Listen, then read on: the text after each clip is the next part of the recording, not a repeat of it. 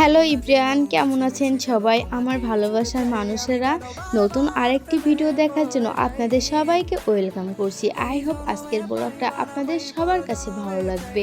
তো আজকে আমাদের বাসায় গেস্ট আসছিল। গেস্টের আসার পরে কি রান্না বান্না করলাম এবং আমরা সবাই মিলে কোথায় ঘুরতে চলে গেলাম থাকছে আজকের ব্লগে। তো চলো আর দেরি না করে আজকের ব্লগটা শুরু করা যাক। যেহেতু তারা অনেক দূর থেকে এসেছে, তাই তাদের জন্য সকালবেলায় নাস্তা আমরা রেডি করি। দেখুন আমরা সকালবেলার নাস্তায় তাদের জন্য কি আয়োজন করি তারই ছোট ছোট ক্লিপ আপনাদের সাথে শেয়ার করেছি। এদিক থেকে আমাদের বাসায় মাছ রান্না করার জন্য মাছ কাটা হচ্ছে এবং এদিকে আমি রান্না বসিয়ে দিয়েছি। ফার্স্টে গরুর মাংস রান্না করে নিচ্ছি, তারপরে রান্না করতেছিলাম চিংড়ি মাছ ভোনা। ছোট ছোট ক্লিপ আপনাদের সাথে শেয়ার করব। পুরো রান্নার ভিডিওটা আপনাদের সাথে শেয়ার করতে পারি নাই, কারণ পুরো ক্লিপটা নেওয়া হয়নি। মাছ ভুনা করার জন্য মাছগুলো ভালো করে ভাজি করে নিচ্ছি। এই দেখুন আমার মাছ ভাজি করা প্রায় শেষ।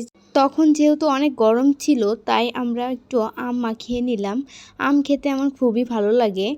এদিকে আমি মাংস রান্না করার জন্য মাংস বসিয়ে নিয়েছি এবং এদিকে ইলিশ মাছ ভুনা করব। দেখুন তারপরে এপাশে আম্মু রোস্ট রান্না করে নিচ্ছে। রোস্টের ভিডিও আপনাদের সাথে আমি আগেই শেয়ার করেছি। এই যে দেখুন আমি মাছ ভুনা করেছি, মাছ খেয়ে সবাই অনেক প্রশংসা করছিল। এদিকে আমি রোস্টের একটু ক্লিপ নিয়েছি। এটা সম্পূর্ণ রেসিপি আমি আগেই শেয়ার করছি। তারপরে আমরা খাওয়া দাওয়া করে সবাই চলে গেলাম যশোর এয়ারপোর্টে। বাইপাস রোডে ঘুরতে আমার অনেক বেশি ভালো লাগে।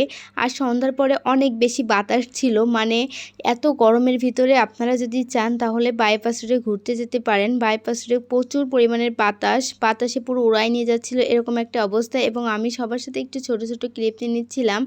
এই যে দেখুন আমাদের সায়ানকে আপনারা চিনেন যারা আমাকে ফলো করেন, এবং সে এই যে একটা প্লেন যাচ্ছে সে দেখে চিল্লাচিল্লি করতেছিল। এই যে আমি আয়রাকে নিয়ে ঘুরতেছি, সবাই যার যার মতো করে ঘুরতেছিল। তারপরে আমরা পৌর পার্কের সামনে চলে যেয়ে ফুচকা চটপটি এগুলো খেলাম। রাত 10টার দিকে আমরা বাসায় ফিরেছি। অনেক রাত হয়ে গিয়েছিল। বাসায় ফেরার পর অনেক গরম লাগতেছিল। তারপর আমি বানিয়ে নিলাম ফালুদা খেয়ে সবাই অনেক প্রশংসা করেছে যে আমার ফালুদা নাকি রেস্টুরেন্ট থেকেও বেশি টেস্টি হয়েছিল। তো আপনারা কমেন্ট করে জানান তাহলে কি আমি ফালুদার বিজনেস করা শুরু করে দেব। তো এটাই ছিল আজকের ব্লগ, এবং হাসি তামাশা করতে করতে পুরাটা দিন শেষ করেছি। আল্লাহ হাফেজ, দেখা হবে নেক্সট ব্লগে। আশা করি সবাই সুস্থ থাকবেন এবং আমার জন্য দোয়া করবেন।